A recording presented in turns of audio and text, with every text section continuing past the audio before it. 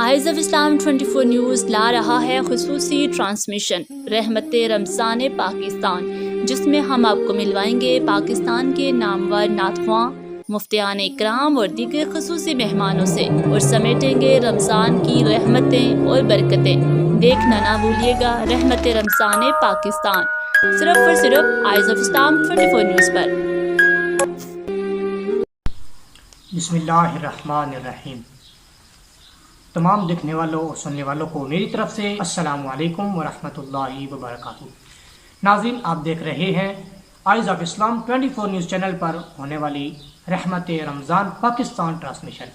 رحمت رمضان پاکستان ٹرانسمیشن میں میں ہوں محمد عدنان صابری۔ ناظرین، آج پھر ہم آپ کے لیے لے کر آئے ہیں مسائل، اور ان مسائل پر گفتگو کرنے کے لیے ہمارے ساتھ موجود ہے مفتی محمد رضوان رضوی صاحب۔ ان کا بہت بہت شکریہ کہ ایک مرتبہ پھر ہمارے پروگرام کو جوائن کیا اور ہمارے ساتھ شامل ہوئے ہیں۔ السلام علیکم ورحمۃ اللہ وبرکاتہ۔ جی مفتی صاحب، آج کا ہمارا جو آپ سے پہلا سوال ہے وہ یہ ہے کہ ماہ رمضان المبارک کے اندر ہم لوگ رمضان المبارک کے روزے رکھتے ہیں، اور جب ہم روزہ افطار کرنے کے لیے بیٹھتے ہیں تو ہم وہاں پر دعائیں مانگتے ہیں، تو ہمیں جو مشہور و معروف دعا پڑھی جاتی ہے ماہ رمضان مبارک کے روزے افطار کے لیے، تو وہ دعا کیا افطاری سے پہلے کرنی چاہیے یا روزہ افطار کرنے کے بعد کرنی چاہیے؟ یہ میری ناظرین کو بتائیے گا۔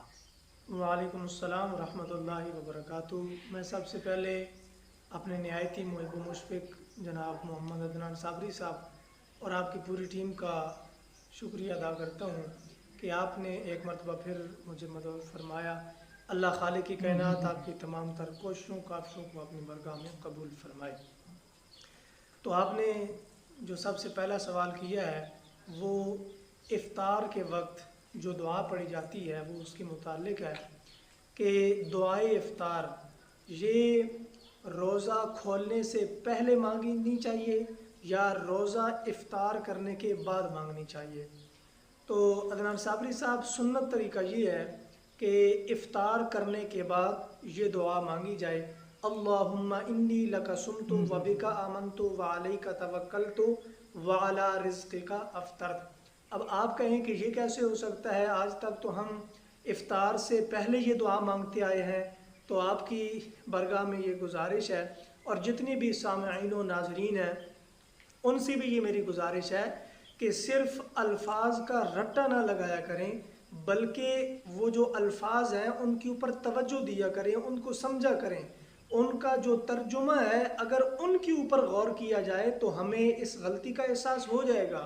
آپ اس کا ترجمہ دیکھیں کہ اللہم انی لک صمتو، کہ اے اللہ میں نے تیرے لیے روزہ رکھا، وبک آمنتو اور تجھ پر ایمان لایا، وعلیک توکلتو اور تجھ پر بھروسہ کیا، وعلی رزقک افطرت اور تیرے رزق سے افطار کیا۔ اب اگر یہ دعا افطار کرنے سے پہلے ہم مانگیں گے تو یہ ایک جھوٹ ہو جائے گا، حالانکہ ہم نے تو افطار کیا ہی نہیں ہے، اور ہم دعا کے اندر کہہ رہے ہیں کہ میں نے افطار کیا ہے۔ تو اگر ہم افطار کرنے کے بعد یہ دعا مانگیں گے تو یقیناً یہی سنت طریقہ ہے، اور اس کا ترجمہ بھی ٹھیک ہوگا اور یہ طریقہ بھی ٹھیک ہوگا۔ اللہ خالق کی کائنات ہم سب کو اپنی غلطیوں کو درست کرنے کی توفیق عطا فرمائے۔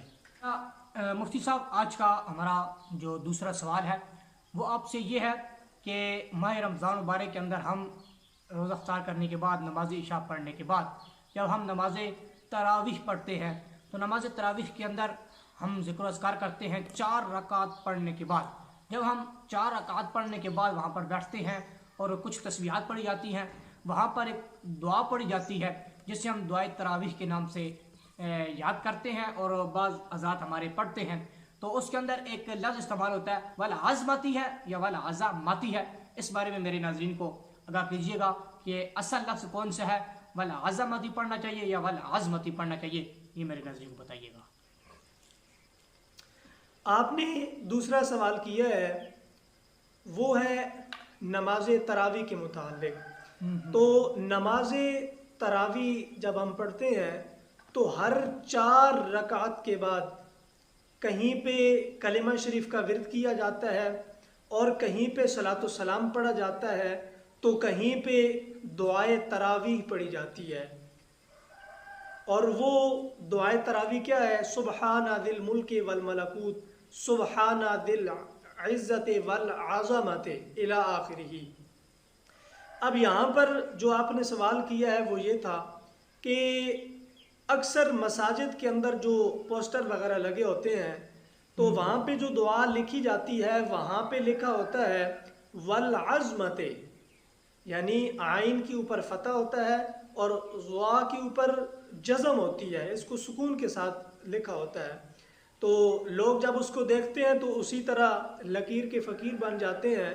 تو ہمیں ہمارے معاشرے کے اندر قرآن مجید ہو چاہے کوئی اور چیز ہو، جب ہم اس کو پڑھتے ہیں تو ہم اس کو صرف پڑھنے کی عادت رکھتے ہیں، ہم اس کو سمجھتے نہیں ہیں. تو اگر اس کو سمجھ کر پڑھا جائے تو یہ غلطیاں درست ہو سکتی ہیں. اب دیکھیں کہ ایک ہے لفظ والعظمت اور ایک ہے والعظمت.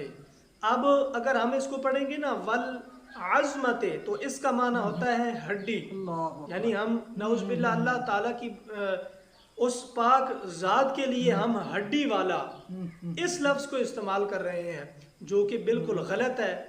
اور اگر ہم اس کو والعظمت عین اور ضا دونوں کے اوپر فتح اگر ہم پڑھیں گے اور پھر اگر ہم اس کو اس طرح پڑھتے ہیں سبحان ذی الملک والملکوت سبحان ذی العزت والعظمت. اب والعظمت کا معنی ہوتا ہے بزرگی والا، تو یقیناً وہ جو کریم ذات ہے وہ بزرگی والی ذات ہے. تو یہ ہمارے معاشرے کے اندر بہت بڑی ایک غلطی ہے کہ اس کو والعظمت پڑھتے ہیں، حالانکہ اس کو والعظمت پڑھنا چاہیے. اللہ خالق کی کائنات ہم سب کو اپنی غلطیوں کی درستگی کرنے کی توفیق عطا فرمائے. کہ میں بہت بہت شکریہ ادا کروں گا قبلہ مفتی صاحب کا کہ آپ نے ایک مرتبہ پھر ہمارے پروگرام کو جوائن کیا اور ہمارے سوالات کے آپ نے جواب عطا فرمائے. قبلہ مفتی صاحب آپ کا بہت بہت شکریہ. ناظرین، eyes of Islam 24 news channel پر رحمت رمضان پاکستان ٹرانسمیشن دیکھنا مت بھولیے گا. ایک مرتبہ پھر میں عرض کرتا چلوں، اگر کسی بھی بھائی کا کوئی بھی سوال ہو، چاہے وہ عقیدے کے متعلق ہو یا فقہ کے متعلق ہو، وہ ہمیں کمنٹ کے اندر کر سکتا ہے اور انشاءاللہ نیکسٹ ویڈیو میں ہم اس کا جواب ضرور آپ تک پہنچائیں گے. دیکھنا مت بھولیے گا eyes of Islam 24 news channel پر ہونے والی رحمت رمضان پاکستان ٹرانسمیشن. مجھے دیجیے اجازت. اللہ حافظ.